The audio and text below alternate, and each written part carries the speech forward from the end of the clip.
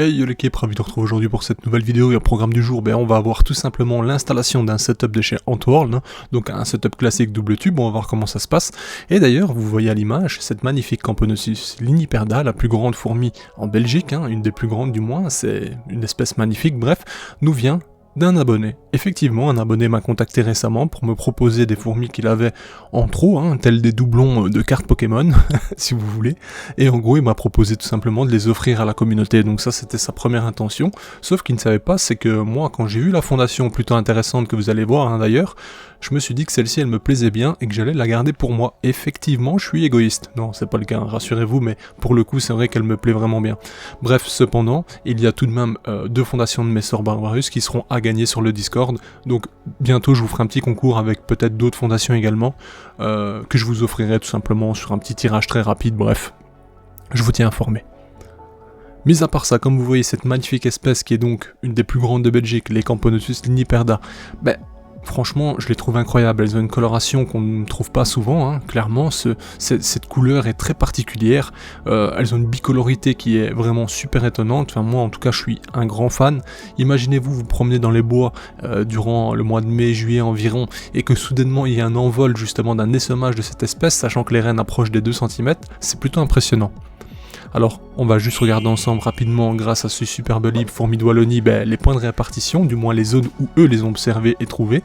Donc il y a quand même quelques points en Belgique, mine de rien, donc c'est assez répandu. Et on apprend également qu'elles fondent de manière particulière, qui s'appelle la pléométrose. Alors, vous connaissez certainement tous la pléométrose tout court, en soi, donc qui consiste à ce que plusieurs rennes se réunissent et fondent ensemble, donc ils mettent, je veux dire justement leurs ressources en commun, pondent potentiellement toutes, etc.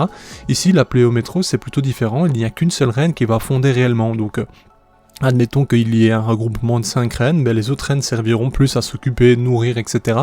mais ne vont en aucun cas pondre, donc ça c'est tout simplement la pléométrose, donc c'est un peu différent, mais bref, c'est super étonnant, et ça ne m'étonne pas parce que c'est ce qui se passe aussi chez d'autres espèces bien connues et de grande taille.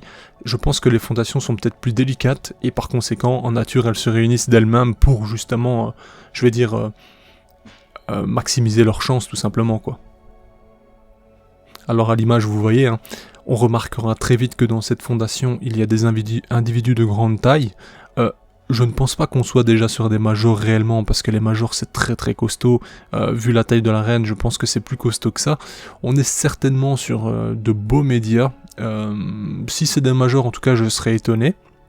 Je remonte, et je rebondis d'ailleurs sur une information que je vous avais donnée une fois en vidéo, c'est qu'il y a un Polonais qui avait une colonie justement de liniperda, qui sous quelques années, genre 2-3 ans, avait 500-600 ouvrières, donc ça c'est vraiment impressionnant, et ce qui s'était passé dedans, c'est qu'il avait 3 reines qui étaient bien actives, donc sa colonie comportait 3 reines. Alors, est-ce qu'elles avaient pris un rôle uniquement d'ouvrières par la suite, et qu'il n'y avait qu'une seule reine qui s'occupait vraiment de pondre tout ce couvain? Aucune idée, mais en tout cas j'ai été hyper impressionné à l'époque, ne connaissant pas toutes ces informations, de cette jolie colonie à 3 reines, quoi.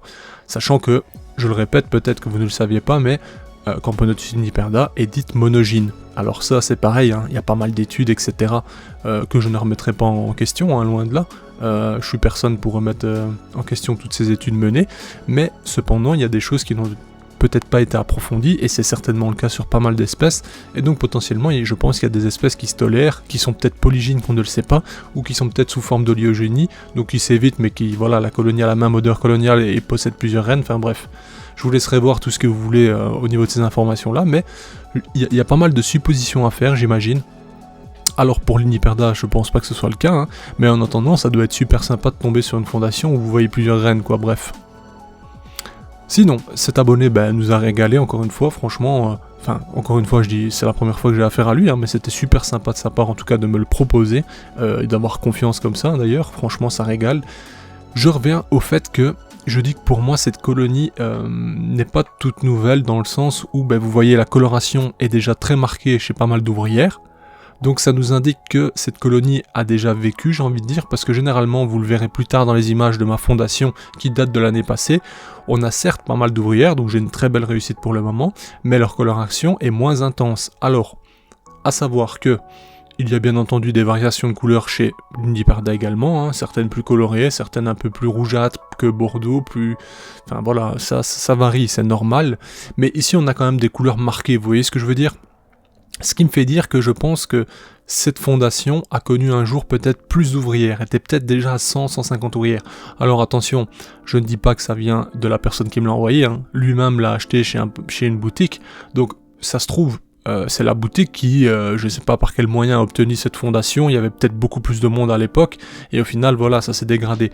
Aucune idée, c'est que spéculation, mais j'ai quand même ce doute parce qu'on a quand même une grosse présence de médias potentiellement petits majors, mais j'en doute fortement, dans cette fondation justement, et on a pas mal d'individus très colorés, comparé justement à la fondation de l'année passée que je possède moi, que je vous montre en fin de vidéo.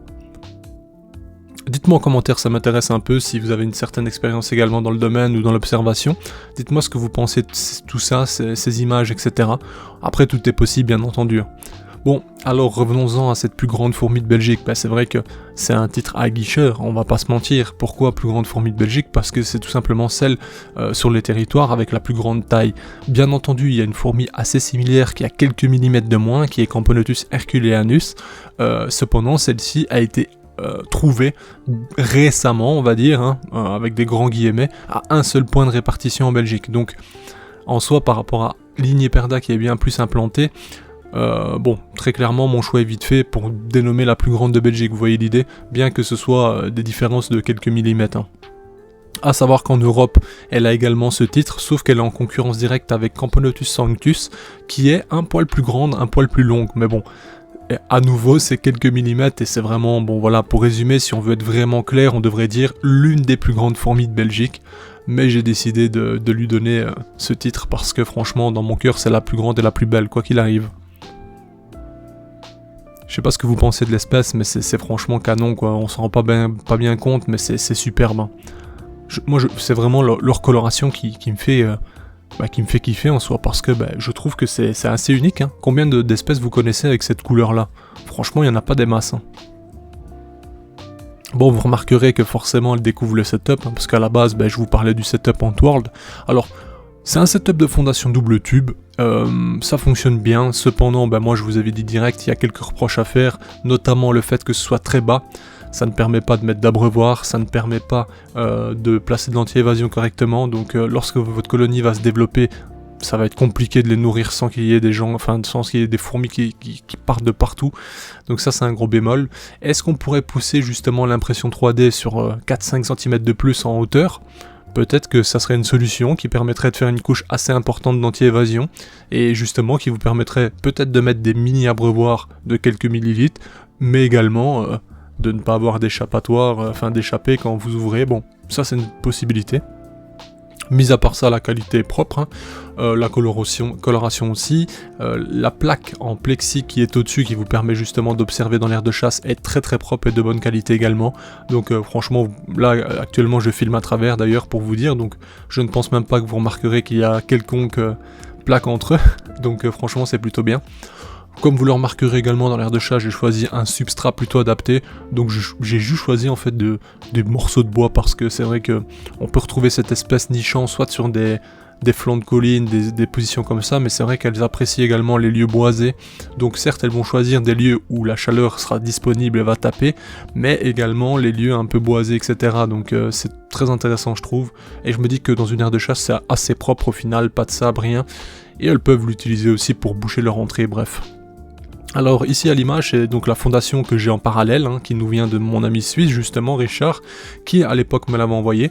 On voit qu'on a une autre coloration, hein. On voit d'ailleurs une physogastrie énorme, on voit qu'elle a bien mangé, et d'ailleurs regardez le nombre d'ouvrières, sachant que c'est une reine de l'année passée, donc ça bombarde quoi, clairement, il y a beaucoup de gens qui ont des fondations qui démarrent pas bien, ou qui a très peu d'ouvrières même sur 2 ans. Regardez ici sur une année en fait, parce que là, elle a même pas encore fait 1 an, hein, sachant qu'elles vont essaimer bientôt en Suisse, on va dire. Donc on n'est même pas sur 1 an, regardez comme elle est. Enfin, je suis super satisfait, ça a bien bombardé. Et là, vous remarquerez que la coloration est nettement moins intense au niveau du thorax, vous voyez? Alors, est-ce que justement, on a un morph différent en termes de coloration? Est-ce qu'on a une Hyperda qui est un peu plus bordeaux violacé justement que l'abonné m'a envoyé, et que celle-ci justement est un peu moins colorée? Aucune idée. Cependant, la fondation que je vous montre actuellement, elles vont prendre une coloration plus intense sur la durée, ça c'est sûr. Donc on verra, franchement on verra par la suite. Cependant, je reste ouvert à vos commentaires, n'hésitez pas à me dire votre avis, votre état d'esprit vis-à-vis de ça. Ça m'intéresse fortement de savoir ce que vous pensez justement de ça. Mis à part ça, comme vous le voyez, elles sont bien installées ensuite, hein. Pas de tracas, elles ont vite trouvé le chemin du tube. C'est vrai que j'ai dû les déménager d'une manière que je n'apprécie pas, j'ai dû renverser le tube à l'intérieur de l'aire de chasse, tout simplement parce que le tube dans lequel je les ai reçus avait des bords un peu sortants, et donc ne rentrait pas dans l'aire de chasse. Je n'avais pas prévu ça, j'ai juste retourné le tube, la reine étant plus lourde, elle a entraîné tout le monde dans sa chute, et bingo. Bref, il n'y a pas eu de panique, il n'y a pas eu de mortalité, c'est l'essentiel, mais je vous déconseille de déménager comme ça. Sincèrement, prenez le temps, déménagez proprement, c'est mieux, sans risque, et au moins, la colonie se portera bien. Sur ce, j'espère que cette vidéo vous a plu, hein. Si vous ne connaissiez pas la plus grande fourmi de Belgique, du moins l'une des plus grandes si on doit être carré, la voici sous vos yeux, l'une des plus belles certainement également. Je vous dis à bientôt pour de nouvelles vidéos, dites-moi en commentaire si vous avez apprécié celle-ci, n'hésitez pas, hein, le petit like, le partage, bref, toutes les choses qui font évoluer et avancer cette chaîne. Un grand merci à tous les abonnés récents d'ailleurs, hein. N'hésitez pas à partager justement si vous avez apprécié la découverte, et on se dit à bientôt, bye.